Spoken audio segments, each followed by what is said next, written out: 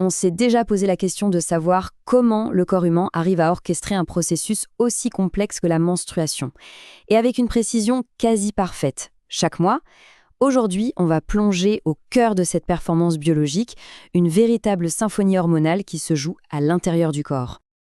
Alors voilà le programme. On va commencer simple, avec les bases. Qu'est-ce que c'est au juste la menstruation? Puis on ira voir ce qui se passe au niveau de l'utérus et des ovaires. De là, on remontera jusqu'au centre de commandement, le cerveau, pour comprendre comment tout ça est régulé. Et pour finir, on verra pourquoi c'est si important de comprendre ce cycle pour la santé en général. Allez, on commence. Pour être sur la même longueur d'onde, il faut d'abord définir les termes. D'un point de vue scientifique, ça veut dire quoi exactement, menstruation? Les mots vraiment importants ici, c'est cyclique et utérine. Ce n'est pas du tout un événement qui arrive au hasard, non. C'est le résultat d'un système interne réglé comme une horloge. Et c'est justement ce système qu'on va explorer maintenant. En moyenne, ce cycle tourne autour de 28 jours.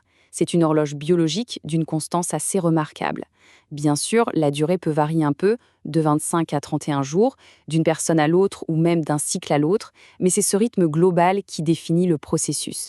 Si on regarde d'un peu plus près, on peut voir quelques caractéristiques typiques. La durée, entre 3 et 6 jours, l'intensité, qui attend souvent son pic le deuxième jour, et même sa composition. Ce n'est pas juste du sang, c'est un mélange de tissus, de mucus et de débris de la muqueuse utérine. Ça nous dit qu'un vrai processus de renouvellement est à l'œuvre. Bon, maintenant, direction l'utérus. C'est un peu la scène de théâtre où une grande partie de l'action se déroule. Voyons comment il se prépare, chaque mois, pour un rôle potentiel dans la grossesse. La paroi interne de l'utérus, qu'on appelle l'endomètre, n'est jamais vraiment au repos. Elle passe par 3 phases bien distinctes. D'abord la reconstruction, puis la préparation et enfin la réinitialisation. Le tout dans une séquence parfaitement synchronisée, dictée par des signaux hormonaux. Juste après les règles, on entre dans la première phase, la reconstruction. On peut vraiment l'imaginer comme un chantier. L'utérus reconstruit la couche fonctionnelle qui vient d'être éliminée. C'est une période de croissance et de renouveau assez incroyable. Et puis, les choses deviennent encore plus sophistiquées. La muqueuse se transforme, les glandes s'enroulent sur elles-mêmes et créent une structure si complexe que les scientifiques l'ont décrite de manière très poétique, comme de la dentelle utérine. C'est une image assez folle pour un processus biologique, non? Cette frise chronologique nous donne une super vue d'ensemble. On voit bien comment chaque événement, de l'épaississement de la muqueuse à l'apparition de cette fameuse dentelle utérine, s'imbrique parfaitement dans le cycle de 28 jours. D'accord, mais qui donne les ordres à l'utérus pour qu'il fasse tous ces changements? Eh bien, il est temps de rencontrer les chefs d'orchestre, les ovaires et leurs hormones. Le cycle ovarien, on peut le voir en 2 actes. Le premier, la phase folliculaire, est dominé par les œstrogènes. Son but, faire mûrir un ovocyte. Le deuxième acte, la phase lutéale, est dirigé par la progestérone. Son objectif, préparer l'utérus à une éventuelle grossesse.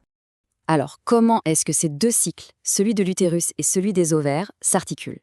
C'est là que tout prend son sens. Si aucune grossesse ne commence, les niveaux de ces hormones ovariennes chutent brutalement. Et c'est cette chute qui est le signal de départ. En fait, la menstruation, c'est ce qu'on appelle une hémorragie de privation, provoquée par ce retrait soudain du soutien hormonal. Mais attendez, on n'est pas encore au bout. Qui dit aux ovaires quoi faire? Pour ça, il faut remonter tout en haut de la chaîne de commandement, dans le cerveau. Voilà la question clé qui nous mène tout en haut de la pyramide. Qui contrôle les ovaires? La réponse se trouve dans le cerveau, et c'est là qu'on découvre toute la finesse du système. Voici les grands patrons, l'hypothalamus et l'hypophyse. L'hypothalamus libère une hormone, la GnRH. Elle va dire à l'hypophyse de libérer 2 autres messagers. La FSH, qui lance le développement de l'ovocyte, et la LH, qui, elle, va déclencher l'ovulation. Ce qui est vraiment génial, c'est que ce système s'autorégule, grâce à une boucle de rétroaction. Suivez bien. Au début, tout est au plus bas. Le cerveau envoie de la FSH pour démarrer la machine. Les follicules ovariens se développent et produisent de l'œstrogène. Au début, cet œstrogène dit au cerveau de ralentir un peu, c'est le rétrocontrôle négatif. Mais là, il se passe un truc incroyable.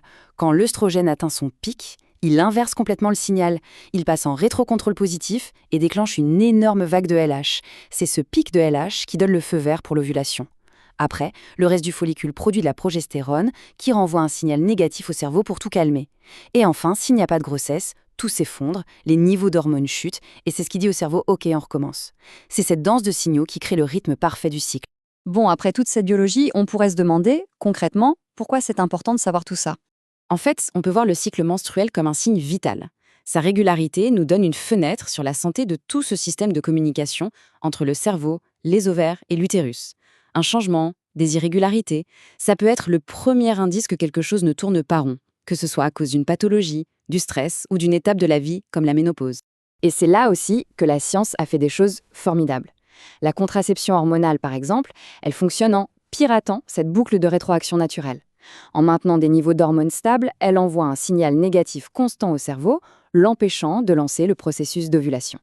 C'est un exemple brillant de la façon dont on peut travailler avec la biologie du corps. Au final, la physiologie de la menstruation, c'est bien plus qu'un simple processus biologique. C'est un témoignage de la coordination et de l'élégance incroyable du corps humain. Il faut y penser, c'est une conversation hormonale hyper complexe, du cerveau jusqu'à l'utérus, qui se réinitialise et se prépare au potentiel d'une nouvelle vie, mois après mois. C'est un rappel puissant de la complexité qui opère silencieusement en nous.